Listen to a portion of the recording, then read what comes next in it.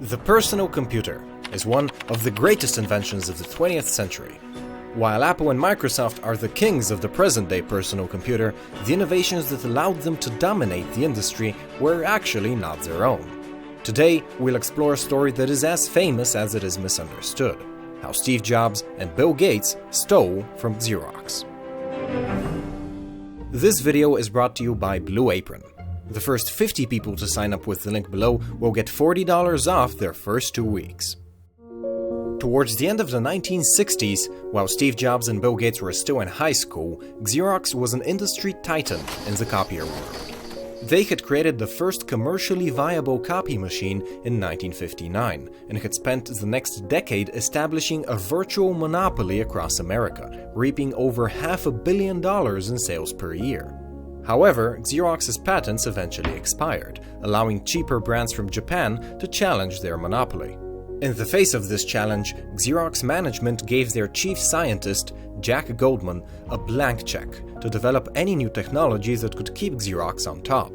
Thus, in 1970, Jack created the Palo Alto Research Center, or PARC for short, and set about assembling the brightest minds in the world of computer science. One of the researchers at PARC, who would later co-found Adobe, said that the atmosphere was electric. There was total intellectual freedom. Almost every idea was up for challenge and got challenged regularly. In this innovative environment, the PARC researchers set out to work on groundbreaking computer technology, like the computer mouse, Ethernet networking, and most important to our story, the graphical user interface, or GUI. There was only one problem: Xerox management wasn't interested in any of PARC's developments. The company saw no reason to focus on anything else but their incredibly successful line of copiers. But PARC didn't give up. Instead, they soldiered on and created one product that incorporated all of their inventions: the Xerox Alto. It was a computer way ahead of its time. It featured the keyboard and mouse interface we still use today, while also offering access to email, word processing, and event reminders. But, once again, the Xerox managers in upstate New York didn't care at all. They looked at the Alto and saw an overly complicated workstation that would cost $40,000 apiece. Xerox funded the production of only 2,000 machines and never went ahead with a commercial release. The only thing Xerox managers were interested in were printer and copier innovations, and while they did eventually get what they wanted, the researchers at PARC were far from happy. It seemed like all of their breakthroughs had gone to waste.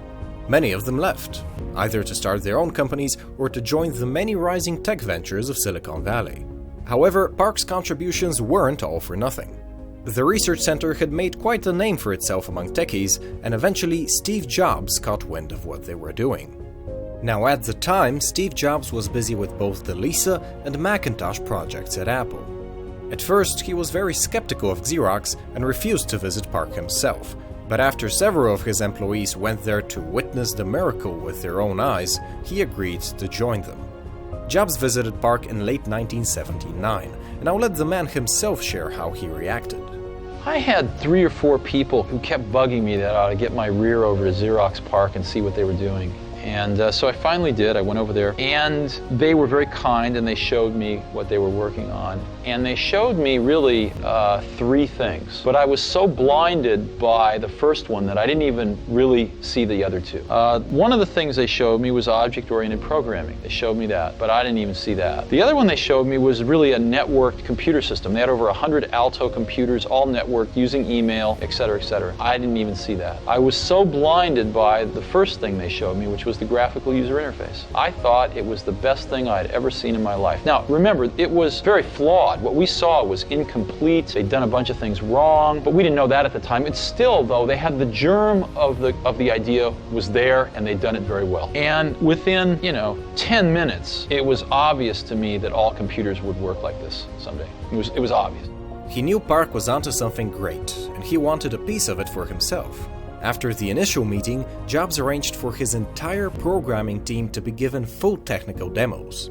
In exchange, he sold 100,000 shares of Apple to Xerox, and the Xerox management was none the wiser. One of the park researchers giving the demos recalled, "After an hour looking at demos, they understood our technology and what it meant more than any Xerox executive understood after years of showing it to them." Now, at the same time, Microsoft was working with Apple as the first third-party software developer for the upcoming Macintosh. Much like Apple, Microsoft had snatched a lot of former Park employees, and Bill Gates was well aware of the Xerox Auto and its innovations. Steve Jobs knew that, so he made Microsoft sign an agreement as part of their deal in 1981.